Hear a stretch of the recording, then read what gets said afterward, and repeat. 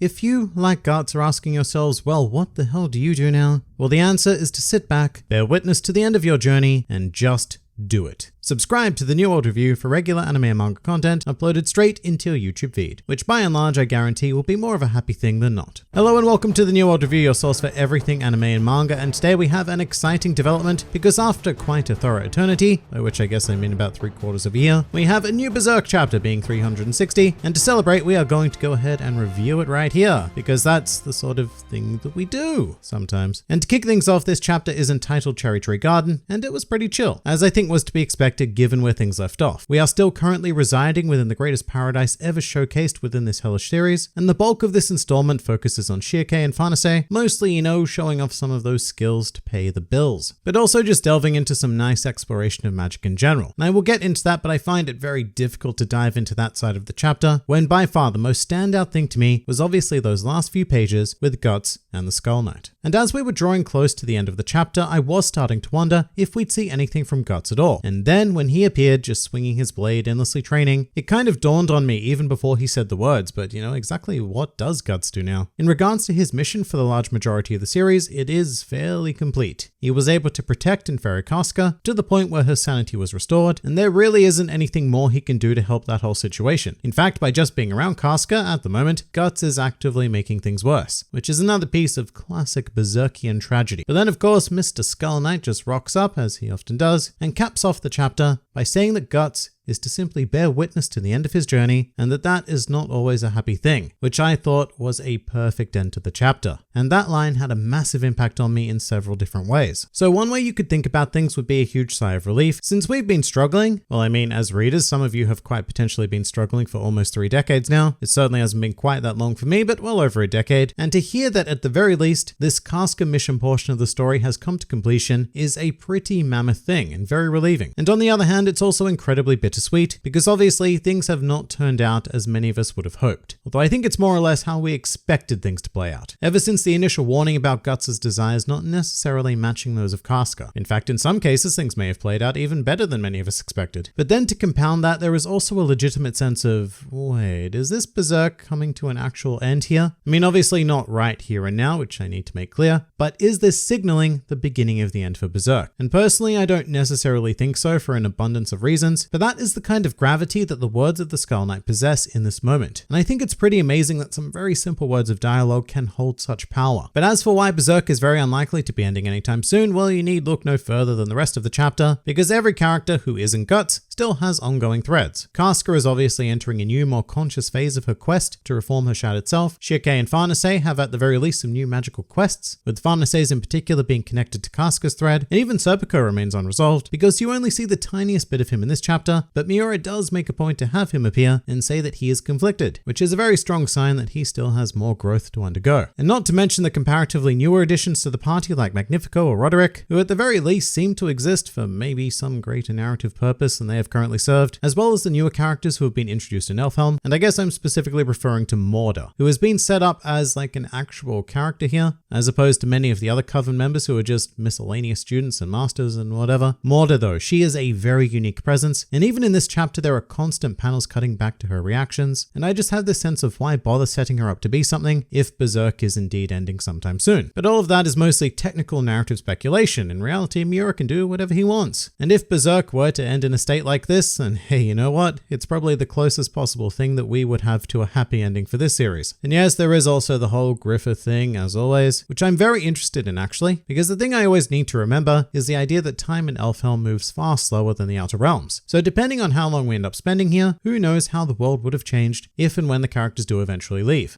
I don't think it would be an absolutely ungodly amount of time, because I'm not entirely sure how long Puck has been away from Elfhelm, but I do remember one of the residents stating that they didn't even notice he was gone, while others said it had been a while, so it likely wasn't a huge amount of time. I'm thinking that at most by the time they leave here, a few decades might have passed rather than like hundreds of years, although that would also be very, very cool. But one of the most exciting prospects that the former idea holds would be getting to meet an adult Rickett, because that boy boy is surely going to grow into an absolute boss. But the world in general is going to be a very, very different place, and if anything, I suppose that would be the setup for perhaps one final long arc to bring this series to a conclusion. In any case, that's getting quite a bit beyond the scope of this particular chapter, but those last few pages were pretty phenomenal and quite understated for what they are. Cutting back to the beginning now though, the first few pages with Casca were also quite nice. Given how still unfamiliar we are with her original self, it very much feels like a rare and treasured occasion just to have her speak a coherent sentence, albeit exceptionally painful given the state she needs to be in to do so. And quite probably my favorite moment of the Casca section was when she was whisked away to sleep and was still holding Farnese's cloak rather tightly. It was this really nice visual cue of the relationship that these two have formed, and at the same time it's so conflicting, because while Casca might trust Farnese completely, Farnese's feelings on the matter are much more complicated, because she's obviously smitten over Mr. Guts and actually very much has her moments of resentment towards Casca for being the target of his affections. But at the same time, she's also not genuinely upset with Casca. It's more the situation that gets to her, and there is also this very just pure connection between Casca and Farnese. It seems like a twisted play on the whole best friends liking the same person idea, which can be really cringe in a lot of media, but I think it's handled very well in Berserk. And yeah, I guess I just love the fact that such a simple action of Casca tugging on Farnese's cloak can evoke and portray this entire complicated relationship that the two of them have. It's a beautiful example of Miura's talent in the realm of micro-writing and constructing specific moments. But while we're on this train, there's a lot more to delve into with Farnese, as she is actually arguably the main focus of the chapter, and immediately after this, Danan gives her some brand new garbs. Well, not new to Farnese, I guess. And just like that, she has a new outfit, and I think that it looks pretty great. I especially love the hat. It suits her so well. I just think it frames her hair very nicely. And weird tangent about hair here. I was always kind of annoyed when Farnese cut her hair because I preferred her original design. I did of course enjoy the symbolic nature of what she was doing, but the character never quite looked the same to me again. But here, with an accompanying hat, she feels aesthetically complete all of a sudden, so huzzah for that. That is of course just a strange me thing. But more importantly, Farnese gets to show off her skills in this chapter, which go on to shock all of the other witchlings, because gasp, Farnese can perform magic without the use of a circle, because you know, circles are for amateurs really. But this demonstration has also brought up something that frequently pops into my mind, which is how long Farnese has been actively studying magic for, and the answer given here is about 3 months, which is absolute madness. I know that reading this manga with the actual release schedule, it feels like Farnese has very gradually progressed with magic, but anytime I reread Berserk, it always hits me just how abnormally quickly Farnese picked all of this up. And even in this chapter, you have one of the students going, oh man, it took me 3 years to do that thing that she did in 3 months. And I think that with that, we can officially acknowledge that her character has discovered an innate natural talent, which is huge because she has spent most of the series with a crippling sense of inferiority and not actually being good at anything except for taking care of Casca. And even though she did have a decent perceived talent for magic, that was always secondary to the power of Schierke. So it never seemed like that much of a big deal. It was more like Farnese was just like budget Schierke. However, given that we have a solid sense of what Farnese has achieved in a mere 3 months, I honestly don't think it's out of the question to posit the idea that she actually possesses far more raw talent than Schierke, and with a couple of years of dedicated study, she could be a true force to be reckoned with. And that's particularly impressive given a statement from Schierke that always stuck with me when she said something along the lines of not being able to pick up the art if you can remember a time when you were not studying it. So good on Farnese, although the inferiority complex is still alive and well, as demonstrated when she said that she was not worthy of the clothes that she had been adorned with. Oh well, she still continues to grow and evolve, and honestly be one of the most fascinating characters in all of Berserk. And with that, we should also delve properly into Schierke as well, who also gets to show off by summoning a particular darkness demon, who is actually portrayed really nicely with this like funky splotchy technique, a very cool texture from the absolute master of manga texture here. But once again, she also manages to achieve this without magic circles, and even goes on to explain that on their journey, there was never any time to construct such fancy technical implements due to extreme and repetitive danger. And basically what Schierke is stating here is the theory that pressure creates diamonds, also more commonly known as sink or swim, which does also explain Farnese's incredible growth because she was put in a position where it was either learn this stuff or potentially die, the latter of which is generally unappealing to say the least. Although this whole idea of circles is very much reminding me of Full Metal Alchemist, you know, given how everyone was always shocked when Edward could perform alchemy without a circle. But getting back to Berserk, it looks like Schierke has been given an intriguing offer to communicate with beings of a deeper realm, including that of her former mistress. So that is a very funky thread being laid down here, as this little witch continues on her incidental journey to become quite possibly one of the most powerful humans in existence. But to conclude, after almost a year of hiatus, I can very much understand if this chapter wasn't everything that everyone would have been hoping for. It was a very long wait for what was in essence a very light chapter, speckled with wonderful character moments, as well as a pretty damn solid and powerful ending. Personally, I absolutely enjoyed it, although I am just grateful anytime there is new Berserk to consume, no matter what the chapter tackles, and this is no exception. It had plenty to both sustain my interest, as well as pique my intrigue for more. Although as for when the next chapter will grace us, all I know is that apparently there was an announcement in the magazine that Berserk would not be in the next issue, so we are looking at 2 months at the very least. Sad news as always, but I feel like most of the strugglers are used to it by now, and it's something that we can easily live with.